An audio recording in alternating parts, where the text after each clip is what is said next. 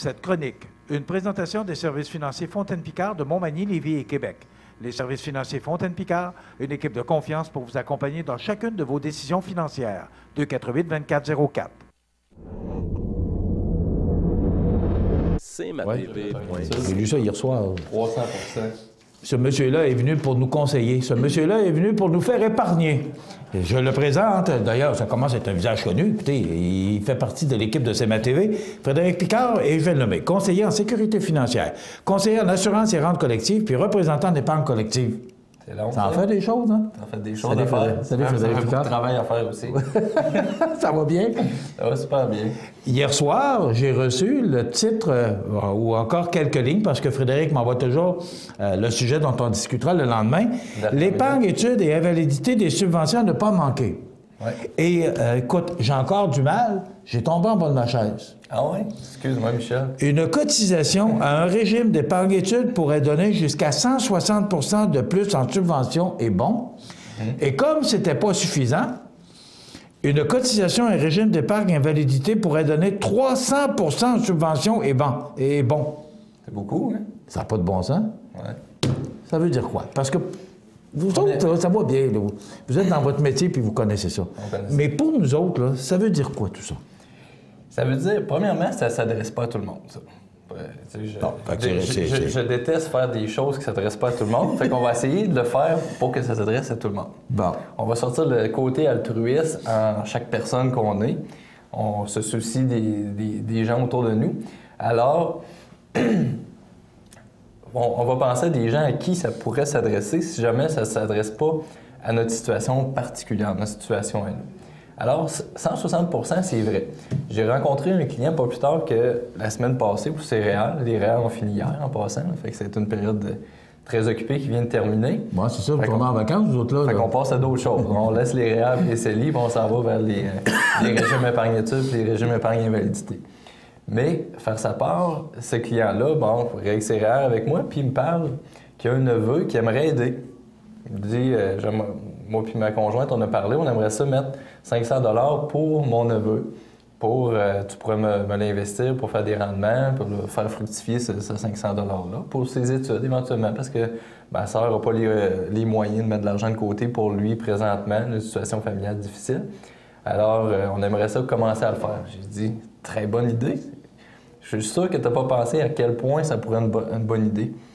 Je lui ai dit, savais-tu que ton 500 $ à la cotisation pourrait se transformer en 1400 $? C'est beaucoup, hein? Un peu, là. 500 piastres se convertit en 1400. En 1400 instantanément, sans avoir fait aucun rendement. Pardon? Oui, sans avoir fait aucun rendement encore, là, parce que le rendement va s'en venir dans le futur.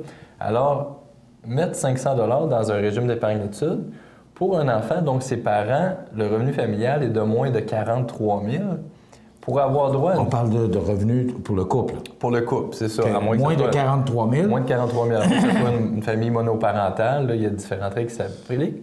Mais c'est ça. Moins de 43 000 revenus familial pour avoir 60 % de subvention pour le premier 500 $. Et puis, pourrait toucher aussi un bon canadien d'études de 500 $ plus 100 $ par année dont le revenu familial se qualifie.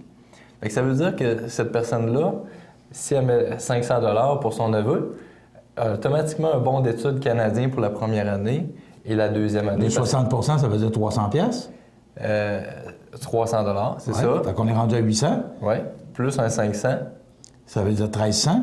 Plus 300, ouais. un 100 $ par année qui se qualifie. Fait que s'il en fait à 2 ans, bien, il y a un autre 100 $ qui vient de se rajouter.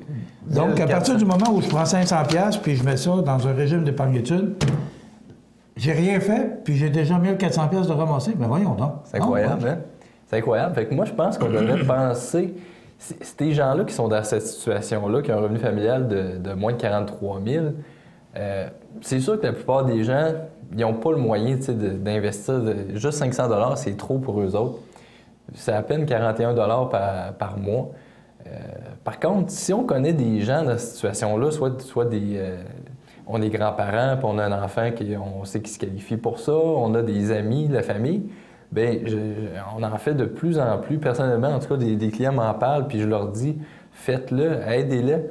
Fait que cette personne-là, je lui ai dit, non seulement tu devrais mettre 500 $ cette année pour ton neveu, je lui ai dit, tu devrais faire une réunion familiale avec tes parents, tes sœurs, tes frères et sœurs, puis vous engagez à mettre 500 $ ensemble par année. Fait que si c'est 100 $ par personne, c'est pas grand-chose par année. Oui. Mais sais-tu comment... C'est même pas 10 $ par mois. Là, ouais. Sais-tu comment que cette famille-là, s'ils font ça pour ce neveu-là, sais-tu comment qu'ils pourraient ramasser d'argent à 18 ans pour ce neveu? Mais là, mais 1400 $, t'as mis 500 $, t'as rien fait. Fait que là, moi, je m'attends à tout, là. 26 000. Ah, oui. 26 000 À partir de ça veut dire combien d'années à peu près que l'on de 0 à 18 ans. De 0 à 18? Oui, OK. exactement. Moi, c'est au niveau de l'impôt, Frédéric. Ouais. Qu'est-ce qui arrive à partir du moment où on place ce montant-là, 1400, puis là, on dit 26 000? Ça veut dire que le genou, à partir du moment où il s'en va à l'école, s'il s'en va au cégep ou à l'université, on peut retirer ces argents-là pour permettre au genou d'aller à l'école. Oui, exactement. Plus longtemps. Puis sans affecter le budget des parents. Parce que 43 000, là, c'est pas rien pour se mettre millionnaire, là, quand on parle de revenu familial. Qu'est-ce qui arrive au niveau de l'impôt? Bien, quand on va arriver à la période de décaissement... D'abord, du 0 à 18 ans, on ne paye pas d'impôt là-dessus. Là. Non, c'est ça. non imposable. Tous les intérêts, les revenus d'intérêt sont cumulés à l'abri de l'impôt. OK. Il n'y a pas de déduction quand on cotise un régime d'épargne-études, mais il y a des subventions d'au minimum 30 % qui peuvent aller à plus que ça. Alors, c'est vraiment intéressant. Le revenu est non imposable. Et puis, quand on va arriver à la période que l'enfant va aller aux études, environ vers 18 ans, s'il va au cégep, un DEP, tout ça peut se qualifier. Puis à ce moment-là, il va pouvoir retirer un maximum de 5 000 la première section. Et puis, va devoir s'imposer sur le revenu d'intérêt et les subventions. Cette partie-là va devenir imposable. Et souvent, ce qu'on voit, c'est que ces personnes-là, quand on est aux études, on presque pas de revenus. C'est ça. Fait que, donc, ça veut dire que c'est pratiquement rien d'impôts qu'ils ont à payer à partir du moment où ils retirent à l'âge de 18 ans. Mais est-ce qu'ils peuvent gagnent moins de 11 000, ils n'auront pas d'impôts à payer. OK. Est-ce qu'il y a un âge précis? Est-ce que c'est 18 ans, 17 ans? Ou, parce que les jeunes finissent de plus en plus leurs études secondaires plus tôt, plus jeunes. Ouais. Est-ce qu'il faut absolument atteindre 18 ans ou si il entre au cégep à l'âge de 17 ans, est-ce qu'on peut retirer ces argents-là? Je crois qu'on peut les retirer avant, mais les subventions, eux autres, ils vont être donnés. Les cotisations, on peut cotiser puis être subventionné jusqu'au 31 décembre de l'année que l'enfant atteint 17 ans. OK. Maintenant, une cotisation à un régime d'épargne invalidité pourrait donner 300 % en subvention est bon. C'est de l'argent, hein? D'abord, c'est quoi un régime d'épargne invalidité? OK. Un régime d'épargne invalidité, ça ne s'adresse pas à tout le monde. C'est pas nous qui contribuons pour notre épargne invalidité. Ça, c'est plutôt de l'assurance invalidité. Un régime d'épargne invalidité, c'est admissible pour quelqu'un qui a un handicap, premièrement, qui a droit au crédit d'impôt pour personnes handicapées. Ça fait que si on veut savoir si la personne est admissible, bien, elle doit, à chaque année, être admissible à son crédit d'impôt pour personnes handicapées. Puis ça, c'est un médecin qui détermine ça avec un formulaire spécifique. Il dit que la personne a droit à un crédit d'impôt pour personnes handicapées pour une déficience grave et prolongée d'une fonction physique ou mentale. C'est un des deux, physique ou mentale. Alors là, si la personne a le droit à ce crédit d'impôt-là, elle devient admissible à partir de l'âge 0, à la naissance, aussitôt que c'est décelé, jusqu'à l'âge de 49 ans qu'on peut faire des contributions qui sont subventionnées.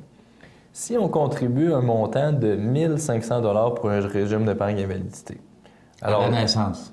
À la naissance, n'importe quand, avant 49 ans, pour n'importe qui. Fait que si on connaît quelqu'un, encore là, c'est pas tout le monde, ça ne s'adresse pas à tout le monde, mais on connaît certainement quelqu'un qui a un handicap physique ou mental quelque part dans la famille, dans les amis, puis il n'est peut-être pas au courant du régime épargne invalidité, parce que j'en rencontre souvent qui ne connaissent pas ça, puis un coup, qui connaissent ce produit-là, bien, ils font le saut, là, c'est 300 %, là, c'est beaucoup, là. Fait que ça veut dire que si la personne, de 0 à 18 ans, le revenu familial des parents est de moins de 87 000, bien, à ce moment-là, va avoir droit à une subvention de 3 500. Fait que tout de suite, en mettant 1 500 à chaque année, il va se transformer en 5 000 $ avec les subventions. Fait que c'est déjà beaucoup, là. Ça n'a pas de bon sens. Puis, après 18 ans, de l'âge de 19 ans jusqu'à 49 ans, bien, il y il y a un bon d'études qui est relié pour les revenus familiales de moins de 25 000. Fait que c'est sûr que de 0 à 18 ans, le revenu familial de moins de 25 000, c'est assez rare. Là. Sauf qu'à 19 ans, la personne est considérée comme autonome. Fait qu'on compte juste ses revenus à cette personne-là et puis sa conjointe ou son conjoint s'il y a lieu. Fait que si la personne à 18 ans n'a pas de conjoint puis devient autonome financièrement, gagne peu de revenus, souvent c'est avec un handicap physique ou mental, à ce moment-là, moins de 25 000 pourrait avoir en plus le bon d'études canadien. Fait que ça veut dire que sa cotisation de 1 500 $ pourrait devenir 4 500 $ en subvention et se retrouver à 6 000 $. Fait que ça veut dire que si on fait le même exercice... On n'est pas au courant de ça, Frédéric, que ça existe, ces programmes-là. Bien, je rencontre des personnes qui ont un handicap, qui sont pas au courant de ça, puis wow, ils perdent beaucoup d'argent, là, tu sais. Puis je l'ai fait là, justement la semaine passée encore pour une fille qui est paraplégique et puis elle pouvait pas le faire cette année. Elle l'a fait au début, là, elle avait eu des argents d'un accident de la route puis elle pouvait le faire au début, puis là elle pouvait pas le faire. Fait que en rencontrant la famille, les oncles, les tantes, bien, le père, bien, on a réussi à aller chercher ce 1 500 $ là dans la famille. Pour pas qu'elle échappe, cette subvention-là qui va être donnée, là. Parce que c'est vraiment intéressant, c'est vraiment beaucoup d'argent, là.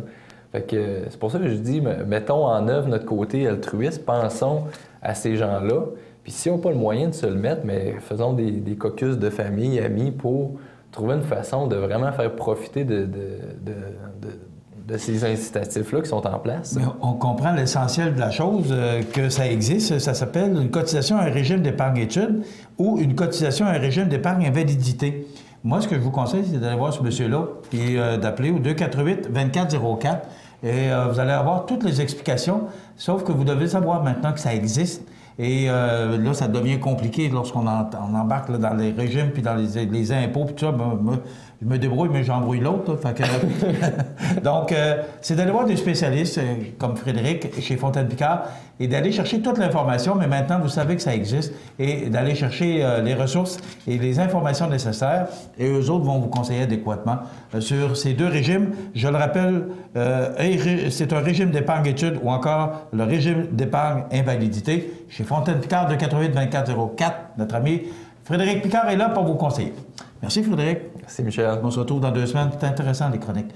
On s'arrête quelques instants. Il y a des anniversaires à souligner aujourd'hui. Et au retour, on est supposé d'avoir avec nous le maire de Lillet, comme il est là tous les premiers mardis du mois. À tout de suite.